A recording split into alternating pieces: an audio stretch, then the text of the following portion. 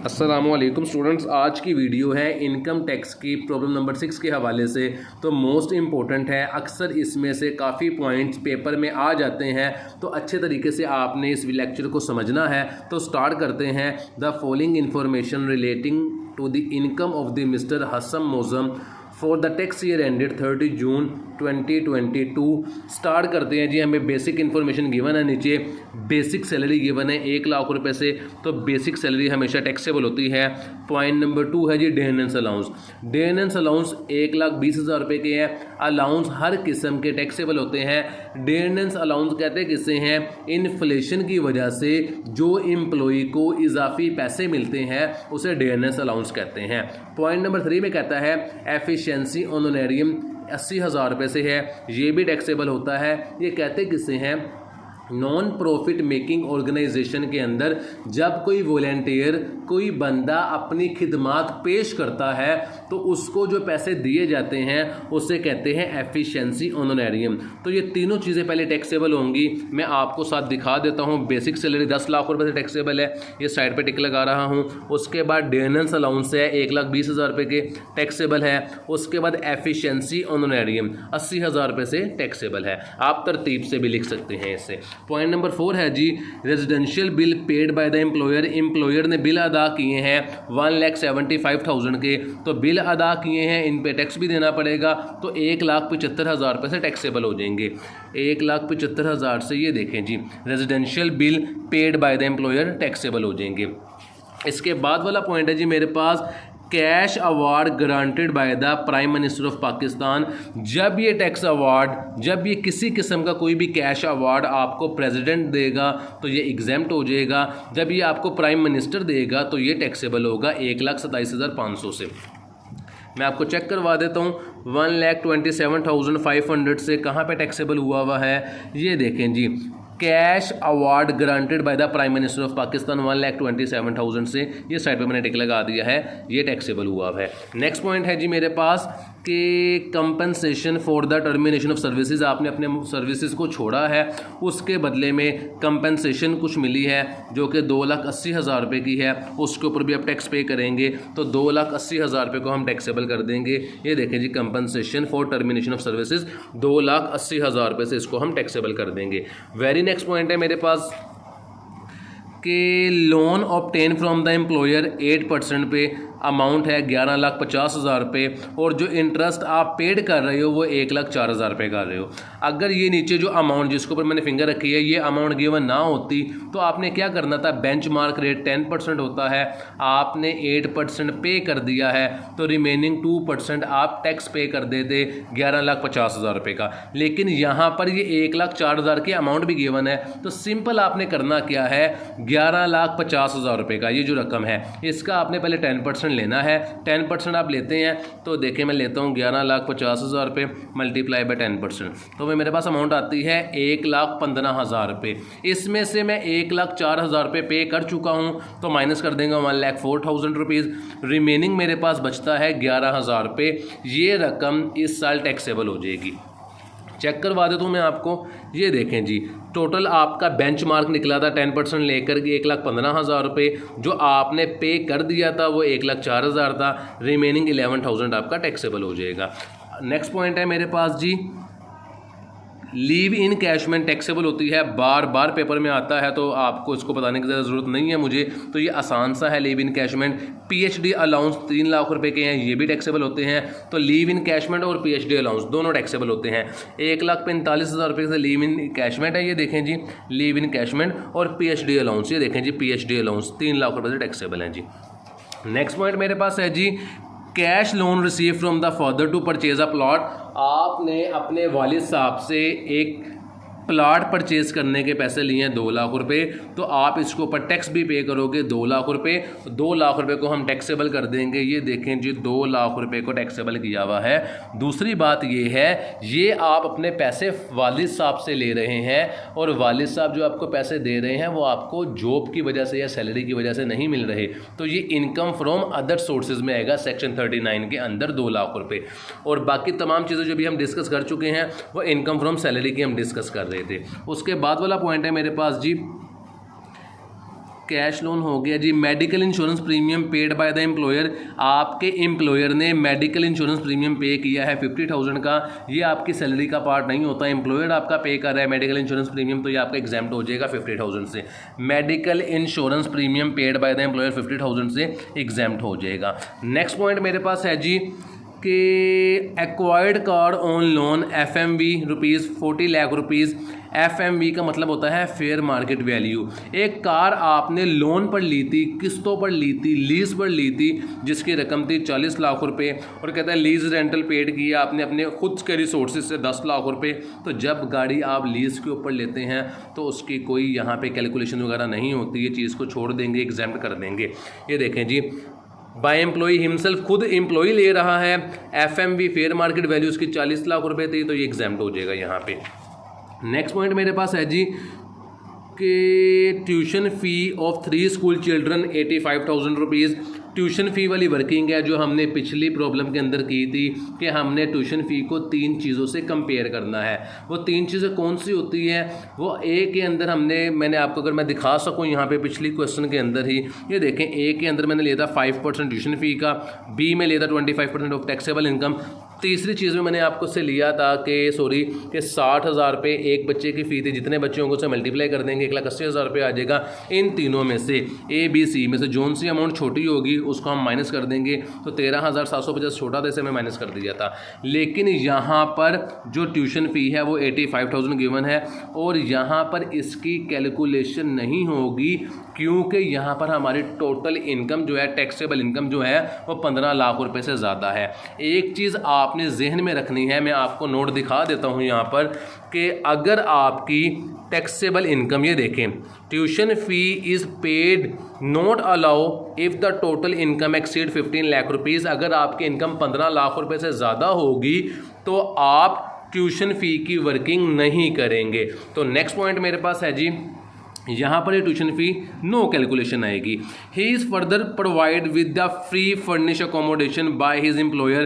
Furnish accommodation मिल रही है उसे। Mister Hasam Mozam was entitle to an accommodation of ₹75,000 per month. उसे 75,000 रुपये पर मंथ मिल रहे हैं। 75,000 पर मंथ मिल रहा है, एक साल में 12 महीने होते हैं, तो 9 लाख रुपये की अकोमोडेशन मिल रही है। मैंने आपको बताया था कि जब भी अकोमोडेशन का जिक्र आएगा तो 45% ऑफ बेसिक सैलरी लेंगे, फिर इस अमाउंट को और 45% को कंपेयर करेंगे, जोन सी अमाउंट बड़ी होगी उसको हम टैक्सेबल कर देंगे। तो 9 लाख रुपए मेरा आया था, ये देखें मैंने 9 लाख रुपए लिख दिया, और बेसिक सैलरी का 45% लूँगा, वो 4,50,000 रुपये आएगा। इन दोनों में से जोन सी रकम बड़ी होगी उसको मैं टैक्सेबल कर दूंगा 9 लाख रुपये से। नेक्स्ट पॉइंट मेरे पास है जी कि ये ही has donated 1,60,000 rupees to university of Punjab. उसने यूनिवर्सिटी ऑफ पंजाब को 1,60,000 रुपये डोनेशन दी थी। तो ये चीज़ है बेसिकली जो कि अब पेपर में आती है, और ये वो क्वेश्चन स्टार्ट हो गए हैं जो कि पेपर में पॉइंट्स आते हैं। तो डोनेशन को क्या करेंगे, डोनेशन को आप एवरेज रिलीफ के लिए ले जाएंगे। एवरेज रिलीफ के अंदर 5 चीज़ें आती हैं, मैं शॉर्टकट आपको यहीं पे लिख देता हूँ आपकी आसानी के लिए, आप याद रख लो। IMDSP के आप DSP हो, IMDSP। I का मतलब इंश्योरेंस, M का मतलब मार्कअप, D का मतलब डोनेशन, S का मतलब शेयर ऑफ लिस्टेड कंपनी, और P का मतलब पेंशन फंड। ये आप खुद ही लिख लीजिएगा, मैंने आपको एब्रीविएशन इसके बता दिए हैं। तो उसने इनमें से डोनेशन दी है 1,60,000 रुपये। तो डोनेशन को हम एवरेज रिलीफ के लिए लेकर जाते हैं, उसका एक फॉर्मूला होता है, वो टैक्सेबल इनकम निकालने के बाद करते हैं। तो मैंने यहाँ पर लगाई छोटी सी लाइन, और मैंने इसके ऊपर बना दिया क्वेश्चन मार्क, कि जब क्वेश्चन कंप्लीट हो जाएगा तो फिर मैं इसको भी आपको सॉल्व करना सिखा दूंगा।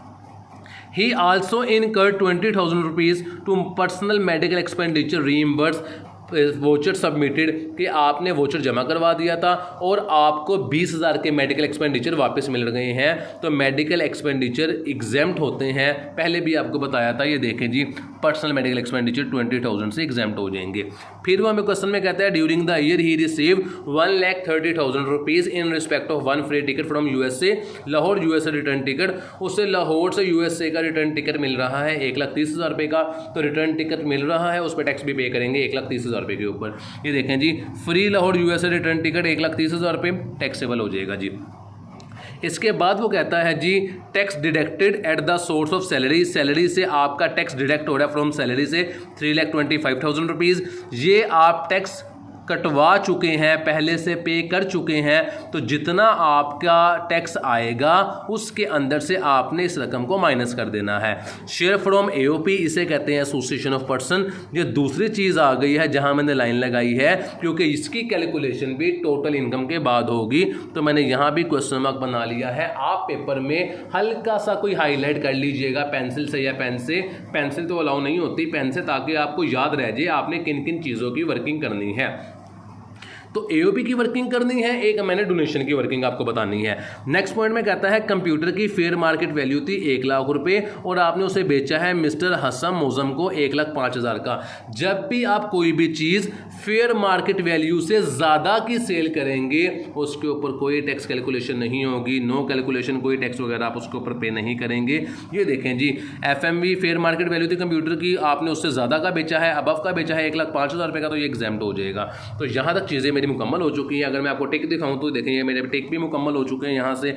तो यहाँ पर मेरे पास टोटल इनकम आई है 34,68,500, 34,68,500, 34,68,500। तो सबसे पहले मैंने कहा था इस पर ट्यूशन फ़ी की वर्किंग वगैरह करेंगे, लेकिन हमारी जो टोटल इनकम है वो 15 लाख से ज़्यादा है, तो ट्यूशन फ़ी का आपने लिखना है और सिर्फ लाइन लगा देनी है। उसके बाद हम करेंगे एओपी की वर्किंग। एओपी की सेम वर्किंग है जो हमने पिछले क्वेश्चन में की थी, 1% भी चेंज नहीं है। कि सबसे पहले मैं आपको बता दूँ एओपी को ऐड करेंगे तो ये आपकी आ जाएगी टैक्सेबल इनकम आफ्टर एओपी, जहाँ पे मैं टिक लगा रहा हूँ 35,53,500। ये जहाँ मैंने लाइन लगाई है ये आपकी इनकम है एओपी से पहले की और नीचे वाली इनकम है एओपी को ऐड करने के बाद की। तो सिंपल सा तरीका है, टैक्स कैलकुलेट करते हैं। 35 लाख रुपए तक हमारा टैक्स फिक्स है, 3,70,000 रुपये। एक्सीडिंग अमाउंट पे हम पे करेंगे 20%। टैक्स स्लैब्स में से देखिएगा, ये आई होप आपको समझ आ गई होगी कि कैसे वर्किंग करते हैं। तो 35 लाख रुपये तक मेरा टैक्स फिक्स है, कितना 3,70,000 रुपये, और एक्सीडिंग अमाउंट पे 53,000, यानी एक्सीडिंग अमाउंट कैसे आएगी ये देखें जी, हमारी टोटल इनकम थी 35,53,000 रुपये, 35,53,500 माइनस 35 लाख रुपये तक हमारा टैक्स फिक्स था, कितना जी 35,53,500 माइनस 35 लाख रुपये, तो बाकी बचते हैं 53,500। 35 लाख तक टैक्स फिक्स था मेरा, कितना जी 3,70,000 रुपये। एक्सीडिंग अमाउंट पे 20% ले लेंगे तो मेरे पास आ जाता है 10,700 रुपये। ये मैंने यहाँ पे लिख दिया। इन दोनों को टोटल करेंगे तो हमने इस साल जो टैक्स पे करना है वो 3,80,700 रुपये करना है। तो इसके बाद हम इसके ऊपर लगाएंगे फॉर्मूला एओपी का, जो मैंने पिछले क्वेश्चन में लिखा भी था कि tax paid multiply by taxable income before AOP divided by taxable income after AOP. तो सेम फॉर्मूला ये देखें जी, ये रकम है आपकी टैक्स पेड की, इसको मल्टीप्लाई कर देंगे taxable income before AOP. AOP से पहले इनकम ये थी आपकी एओपी को ऐड करने से पहले, और एओपी को ऐड करने से पहले इनकम आपकी ये थी, और एओपी को ऐड करने के बाद आपकी इनकम ये थी। तो वर्किंग करके दिखाता हूँ। टैक्स पेड आपने किया 3,80,700 जो कि आपने पे करना है, इसको मल्टीप्लाई करेंगे taxable income before AOP. Before AOP है 34,68,000, 34,68,500, इससे मल्टीप्लाई करेंगे और डिवाइड करेंगे टैक्सेबल इनकम आफ्टर एओपी, वो थी 3,55,3,500। तो आपके पास एओपी का फॉर्मूला लगाने के बाद जो टैक्स आया है वो 371,594 कर लेते हैं आप इसे, 371,594। ये देखें जी, ये रकम और ये कैलकुलेटर वाली रकम दोनों मेरी सेम आई है। तो आपने इस साल ये टैक्स अदा करना है। उसके बाद आपने वर्किंग करनी है। एओपी की वर्किंग हो चुकी है, मैं यहाँ से हटा देता हूँ क्वेश्चन मार्क। एवरेज रिलीफ जिसके अंदर डोनेशन आया हुआ था उसकी वर्किंग रह गई है।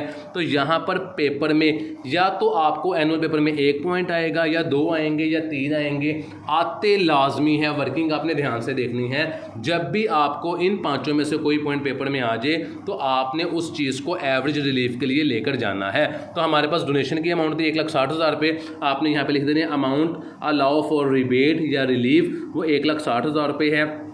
आपने 1,60,000 रुपये को यानी कि डोनेशन की अमाउंट को हमेशा याद रखिएगा कंपेयर करना है 30% ऑफ टोटल इनकम, आपकी टोटल इनकम आई थी, ये देखें जी 34,68,500 रुपये। इसका आपने हमेशा 30% लेना है जब भी डोनेशन का जिक्र करेगा। तो 3468500 का 30% मैंने लिया तो मेरे पास अमाउंट आती है 10,40,550 रुपये। ये एक अमाउंट ये, और एक अमाउंट जो आपने 30% टैक्सेबल इनकम का ली है। इन दोनों को आप कंपेयर करेंगे और जोन सी रकम छोटी होगी उसको आप एवरेज रिलीफ के फॉर्मूले के लिए ले जाएंगे। तो जो आपने डोनेशन पे की होगी बल्कि 99% वही रकम छोटी आएगी जो आपने पे की होगी डोनेशन की, या इनमें से कोई भी। तो इस रकम को उठाकर रिलीफ के लिए ले जाएंगे। रिलीफ का फॉर्मूला क्या होता है? रिलीफ का फॉर्मूला है जी आपके पास ये कि जितना आपने टैक्स पेड किया है उससे मल्टीप्लाई आप करेंगे अमाउंट ऑफ रिलीफ पे। टैक्स पेड आपने कितना किया था, ये देखें 3,80,700, 3,80,700 जो कि AOP के फॉर्मूला लगाने के बाद आया था। मैं यहाँ पे टैक्स पेड भी लिख देता हूँ, जो टैक्स पेएबल लिखता हूँ, अभी पेड नहीं किया। जो टैक्स हमने पे करना था 3,80,700, इसको आपने मल्टीप्लाई करना है टैक्सेबल रिलीज से, क्या कहते हैं इसको, डोनेशन की अमाउंट से, जिसको कहते हैं एवरेज रिलीफ। टैक्स पेएबल को मल्टीप्लाई करना है 1,60,000 से। ये देखें जी 1,60,000 से मल्टीप्लाई कर दिया, और इसको आपने डिवाइड करना है टैक्सेबल इनकम आफ्टर AOP इसके ऊपर। तो फॉर्मूला आपका सिंपल बनता है, ये देखें जी लिखा हुआ मैंने tax paid multiply by amount of relief की वो अमाउंट जो आपने इन पाँचों में से किसी की भी दी है, डोनेशन दी है तो वो 1,60,000 रुपये है। टैक्स पेड आपका ये रहा 3,80,700, तो 3,80,700 यहाँ आ जाएगा। ये देखो ऊपर लिखा हुआ, मल्टीप्लाई करेंगे अमाउंट ऑफ रिलीफ से जो कि 1,60,000 की, डिवाइड करेंगे टैक्सेबल इनकम आफ्टर AOP। तो AOP को ऐड करने के बाद जो इनकम आ रही थी वो 3,55,3,500 आ रही थी। तो ये देखें इन दोनों को मैंने सॉल्व किया, तीनों को मल्टीप्लाई करके, यानी कि 3,80,700 multiply by 1,60,000 rupees divided by 3,55,3,500, तो अमाउंट मेरे पास आती है 17,141। ये देखिए 17,141। इसको हम रिलीव करेंगे, इसको हम माइनस कर देंगे। तो ध्यान से आपने वर्किंग देखनी है। आपके लिए मैं रिपीट कर देता हूँ कि जब भी वो AO उसका जिक्र करेगा IMDSP में से किसी भी चीज़ का, तो आपने जो भी चीज़ पे की होगी, डोनेशन पे की थी 1,60,000 रुपये, यहाँ लिख देंगे। 30% लेंगे डोनेशन यानी कि टैक्सेबल इनकम का डोनेशन वाले केस में। तो जो भी अमाउंट आएगी दोनों में से जो रकम छोटी होगी उसे आप रिलीफ के लिए ले जाएंगे। रिलीफ का फॉर्मूला होता है tax paid multiply by amount of relief divided by taxable income after AOP। तो ये आपकी अमाउंट आई है, इसको आप माइनस कर देंगे जो आपने टैक्स पे करना है 3,71,594।